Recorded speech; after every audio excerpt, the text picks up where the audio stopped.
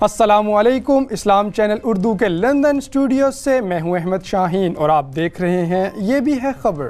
آج کے پروگرام میں شامل ہیں دنیا بھر سے اہم خبریں، لیکن سب سے پہلے آج کے موضوعات پر ایک نظر۔ برطانیہ بھر میں وزٹ مائی ماسک ڈے کا انعقاد، 200 سے زائد مساجد شریک۔ جنگوں سے پیدا شدہ صورتحال کے باعث دنیا بھر میں بچے شدید متاثر۔ امریکی اسکولز میں فائرنگ سے ہلاکتیں تشویشناک حد تک پہنچ گئیں۔ پاکستان سپر لیگ کی تیاریاں مکمل، شائقین کا جوش و خروش بھی عروج پر۔ اور پروگرام میں شامل ہے عالمی ثقافتی ورثے میں شامل پاکستان کے تاریخی مقامات پر خصوصی رپورٹ۔ پروگرام میں سب سے پہلے بات کریں گے وزٹ مائی ماسک مہم کی۔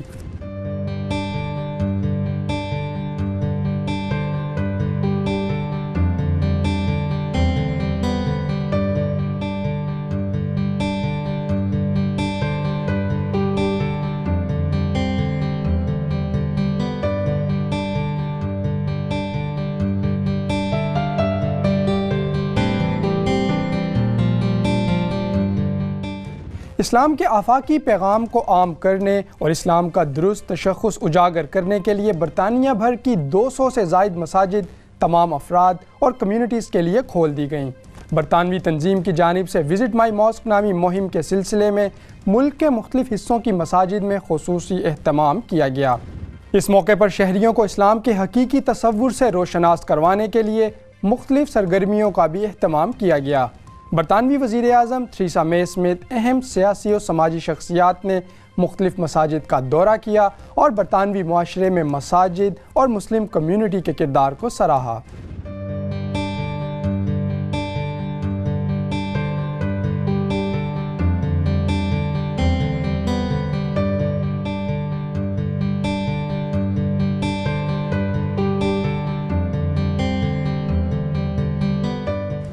پروگرام کو آگے بڑھاتے ہوئے آپ کو بتاتے ہیں کہ دنیا میں جنگ اور اس کے باعث پیدا ہونے والی خوفناک صورتحال سے بچے بھی محفوظ نہیں، اور دنیا کے کئی خطوں میں بچے جنگ کے باعث مشکلات کا شکار ہیں۔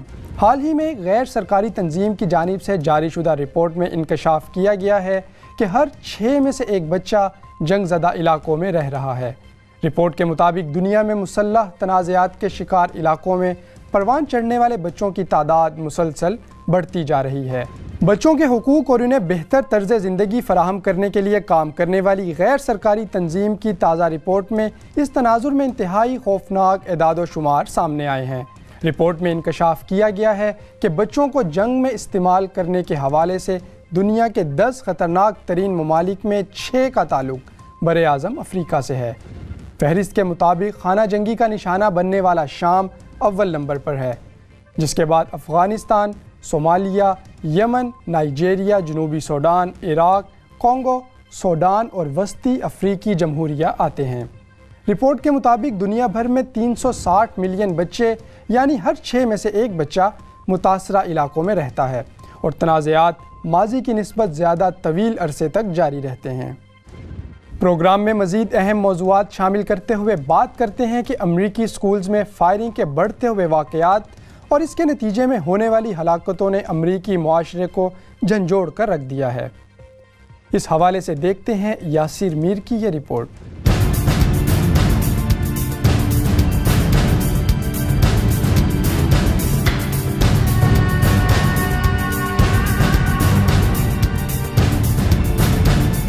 دنیا کو دہشت گردی سے پاک کرنے اور امن کا پرچار کرنے والے امریکی اسکول مقتل گاہوں کا روپ دھارنے لگے ہیں۔ چند دن قبل امریکی ریاست فلوریڈا کے ہائی اسکول میں فائرنگ سے 17 افراد ہلاک اور درجن بھر سے زائد زخمی ہو گئے۔ فائرنگ کا یہ واقعہ پارک لینڈ کے ڈگلس ہائی اسکول میں چھٹی کے وقت پیش آیا، جب ایک حملہ آور نے اسکول میں گھس کر فائرنگ کر دی۔ 19 سالہ حملہ آور اس اسکول کا طالب علم تھا، جس کو نظم و ضبط کی خلاف ورزی پر اسکول سے نکالا گیا تھا۔ پولیس نے حملہ آور نکولس کروز کو گرفتار کر لیا، جبکہ فائرنگ کے وقت 3000 سے زائد طلباء اور 130 کے قریب اساتذہ موجود تھے۔ مشتبہ حملہ آور نکولس کروز مبینہ طور پر سفید فام باشندوں کی نسلی برتری کی سوچ کا حامل تھا۔ نکولس نے کئی مرتبہ آن لائن پیغامات پوسٹ کیے تھے جس سے یہ اندازہ لگایا جا سکتا تھا کہ یہ نوجوان کسی بھی وقت اپنے منصوبے میں کامیاب ہو سکتا ہے، اور یہ بات امریکی ادارے FBI کے علم میں تھی، لیکن نکولس کا کوئی سراغ نہیں لگایا گیا اور نہ ہی اس سے گرفتار کیا گیا۔ امریکی اسکول میں فائرنگ کا یہ پہلا واقعہ نہیں بلکہ ماضی میں بھی ایسے واقعات پیش آتے رہے ہیں۔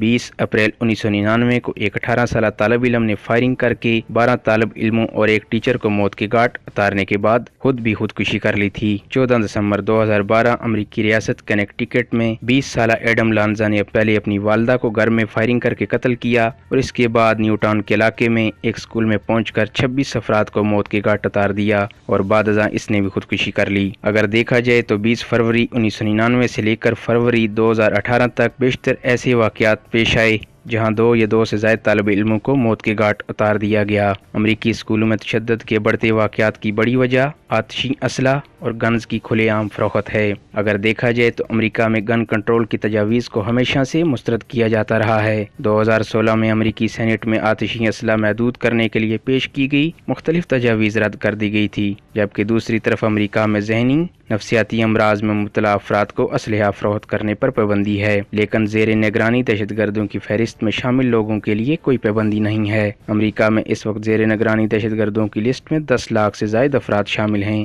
امریکہ میں گن پر قابو پانے کا واحد حل گن بیچنے والی دکانوں کو محدود کرنا ہے۔ 2007 کے اعداد و شمار کے مطابق امریکہ میں گن رکھنے والوں کی تعداد 88.8% تھی، لیکن حالیہ اسکول واقعہ کے بعد امریکی سیاستدانوں، اداکاروں اور مصنفین نے اسلحہ کے بارے میں پالیسی میں تبدیلی کا مطالبہ کیا ہے۔ یاسر رفیق، اسلام چینل اردو، اسلام آباد۔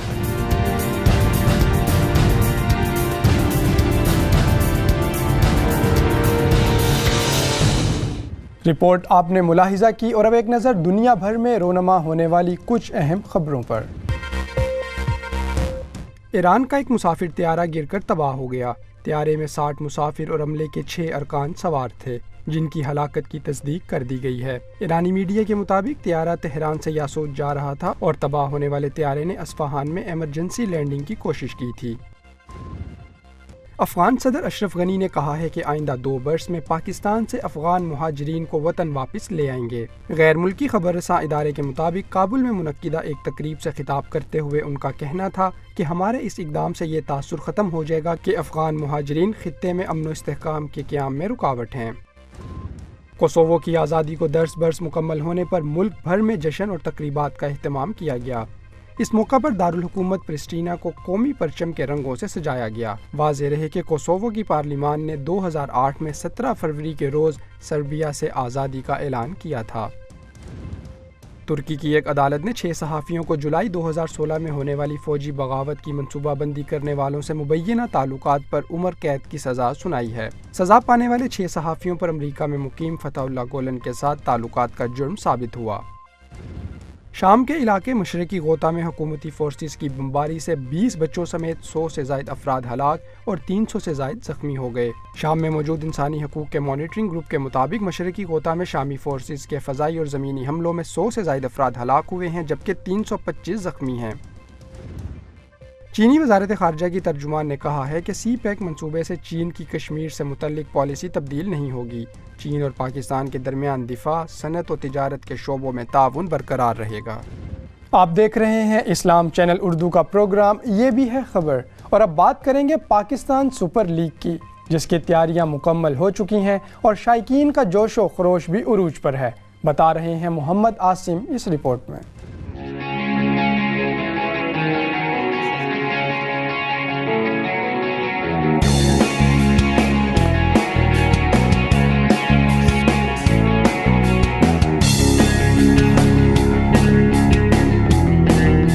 دنیائے کرکٹ میں منفرد مقام بنانے والے ملک پاکستان نے دیگر ممالک کی دیکھا دیکھی اپنے چھپے ہوئے ٹیلنٹ کو سامنے لانے اور کرکٹ جیسے کھیل کو مقامی سطح پر گلیمرس بنانے کے لیے پاکستان سپر لیگ کرانے کا منصوبہ تو 2013 میں ہی بنا لیا تھا۔ پاکستان کرکٹ بورڈ نے تجاویز، مشورے، رکاوٹیں اور مخالفتیں سننے سہنے کے بعد بالآخر لیگ کے پہلے ایڈیشن کا آغاز 2016 میں دبئی میں کر ہی دیا۔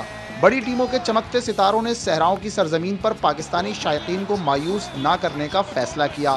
اور ایک کے بعد ایک کر کے مقامی ٹیموں کو اپنی شرکت کی یقین دہانی کرا دی۔ پاکستان سپر لیگ کی 6 فرنچائز میں سے سب سے زیادہ بولی کراچی کنگز نامی ٹیم کی لگائی گئی۔ اس وقت رواں برس ہونے والی سیریز میں نئی ٹیم ملتان سلطانز کی شمولیت کو بھی کرکٹ کے حلقے اہمیت دے رہے ہیں۔ سپر لیگ میں تمام ٹیموں کے کھلاڑیوں کو 5 کیٹیگریز میں تقسیم کیا گیا ہے، جس میں پلاٹینیم، ڈائمنڈ، گولڈ، سلور اور ایمرجنگ کیٹیگریز شامل ہیں۔ رواں برس ہونے والے تیسرے ایڈیشن میں بورڈ کی منظوری سے ملتان سلطانز کو شامل کیا گیا تو ٹیموں کی تعداد 6 ہو گئی، جبکہ پی سی بی کے مطابق اگلے برس کے ایڈیشن کے لیے مزید 2 ٹیموں کو شامل کر کے اس تعداد کو 8 تک کر دیا جائے گا۔ 2 کامیاب ایڈیشن کرانے کے بعد تیسری سیریز کے لیے حکومت پاکستان، پی سی بی اور دفاعی ادارے اب دنیا بھر کو یہ باور کرانے میں کامیاب ہوتے نظر آ رہے ہیں کہ پاکستان کھیلوں اور بالخصوص کرکٹ کے لیے بہترین اور محفوظ ملک ہے۔ اس بار 22 فروری کو سیریز کا آغاز ہوگا تو غیر ملکی یعنی دبئی کی سرزمین پر، لیکن ٹورنامنٹ کا فائنل پاکستان کے سب سے بڑے شہر کراچی میں 25 مارچ کو کھیلا جائے گا۔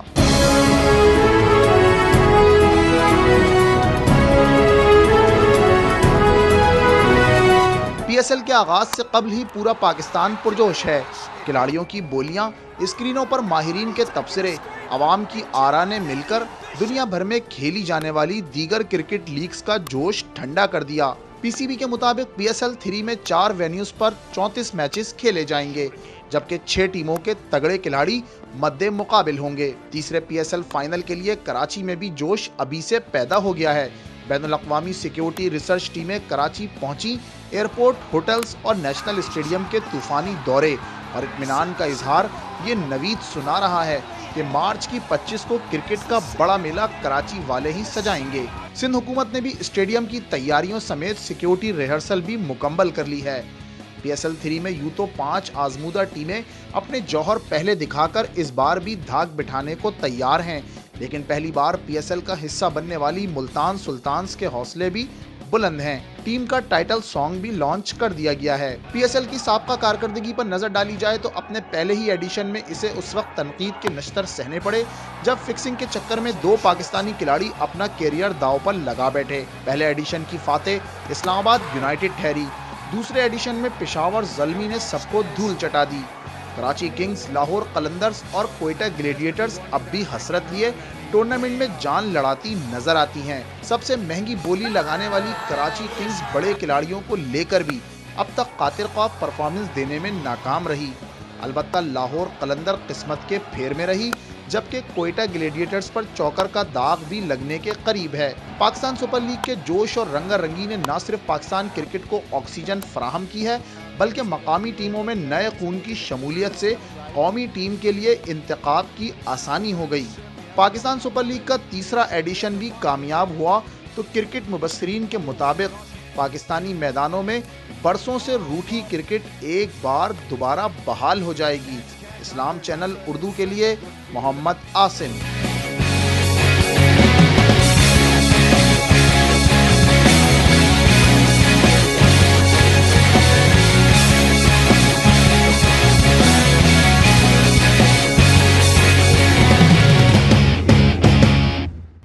پاکستان سپر لیگ کے بارے میں آپ نے رپورٹ دیکھی۔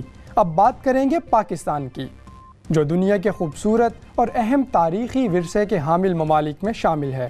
یہی وجہ ہے کہ اقوام متحدہ کے ادارے برائے تعلیم اور سائنس و ثقافت یعنی یونیسکو نے پاکستان کے 6 اہم مقامات کو عالمی ثقافتی ورثے میں شامل کر رکھا ہے۔ ان مقامات کے بارے میں جانتے ہیں اس رپورٹ میں۔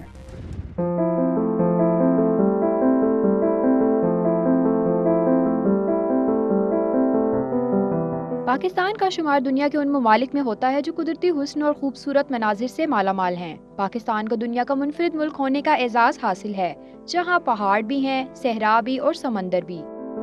کہیں برفیلی چوٹیاں آسمان سے باتیں کرتی نظر آتی ہیں تو کہیں میلوں لمبے صحرا موجود ہیں۔ یہاں کے تاریخی مقامات شمالی علاقہ جات کے دل کو چھو لینے والے مقامات اور ایسا ہی بہت کچھ اس سرزمین کو منفرد بناتے ہیں۔ یہی وجہ ہے کہ اقوام متحدہ کا ادارہ برائے تعلیم، سائنس و ثقافت یونیسکو پاکستان کے 6 مقامات کو عالمی ثقافتی ورثے میں شامل کر چکا ہے۔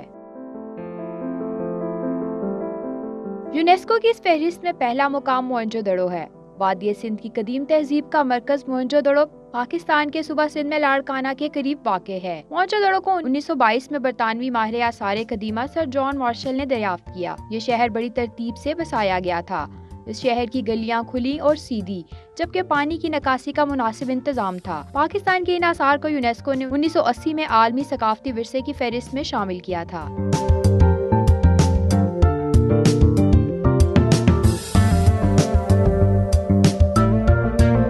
ٹیکسلا اس فہرست میں شامل دوسرا مقام ہے، جس کی جڑیں گندھارا دور سے ملتی ہیں، اور اس عہد میں یہ اہم بدھ مت اور ہندو مرکز سمجھا جاتا تھا۔ کہا جاتا ہے کہ 326 قبل مسیح میں سکندر اعظم نے اس شہر پر قبضہ کیا اور یہاں 5 دن ٹھہرا۔ مہاراجہ اشوک اعظم کے دور میں بھی اس شہر کی رونق پورے عروج پر تھی اور بدھ تعلیم کا مرکز تھا۔ ٹیکسلا میں قائم عجائب گھر میں 5ویں صدی قبل مسیح کے گندھارا آرٹ کے نمونے، 10,000 سکے، زیورات، ظروف اور دیگر نوادرات رکھے گئے ہیں۔ اس شہر کے بیشتر مقامات کو بھی 1980 میں یونیسکو کے عالمی ثقافتی ورثے کی فہرست میں شامل کیا گیا۔ یونیسکو کی فہرست میں تخت بائی کے بدھ آثار بھی شامل ہیں۔ تخت بائی پشاور سے تقریباً 80 کلومیٹر کے فاصلے پر بدھ تہذیب کے عروج کے کھنڈرات پر مشتمل ایک یادگار ہے، جو کہ 1 صدی قبل مسیح کے عہد کے ہیں۔ یہاں موجود بدھ کمپلیکس 4 اہم بدھ گروپس میں تقسیم تھا۔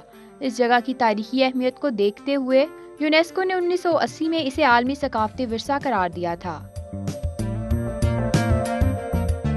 مغل بادشاہ اکبر اعظم کے عہد میں تعمیر ہونے والا لاہور کا شاہی قلعہ، مغل بادشاہ جہانگیر کی جانب سے تعمیر کروایا گیا شالامار باغ بھی یونیسکو کی فہرست میں شامل ہیں۔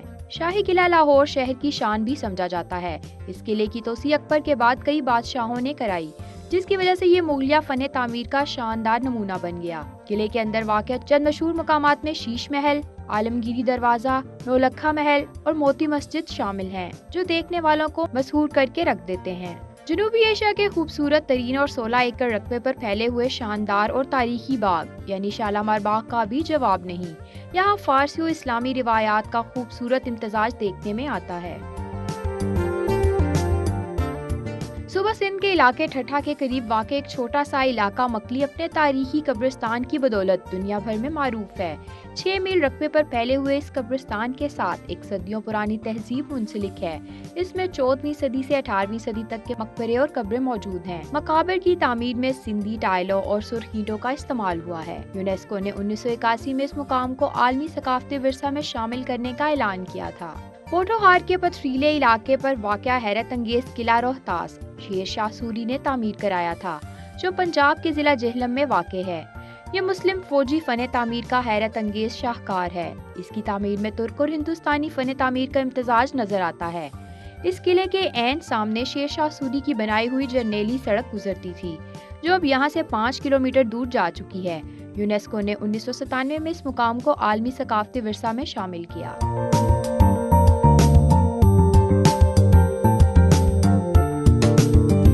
اس اہم رپورٹ کے بعد پروگرام میں شامل کرتے ہیں ایک دلچسپ خبر۔ سوشل میڈیا پر دھوم ہے تھائی لینڈ کے اس ہاتھی کی جو سڑک کنارے کھڑا آنے جانے والے گنے کے ٹرکوں کو روکتا ہے اور اپنا حصہ وصول کرنے کے بعد ان کو آگے جانے دیتا ہے۔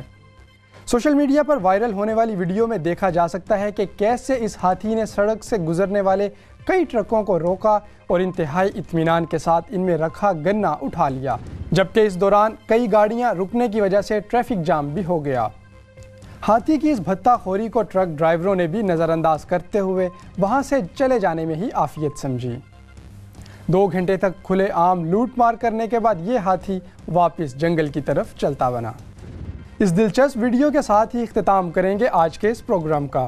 ہمارے موضوعات اور نیوز رپورٹس پر اپنی رائے سے آگاہ کرنے کے لیے ہمیں فالو کیجیے سوشل میڈیا پلیٹ فارمز پر، یا پھر وزٹ کیجیے ہماری ویب سائٹ www.islamchannelurdu.tv۔ اپنے میزبان احمد شاہین کو اجازت دیجیے۔ اللہ نگہبان۔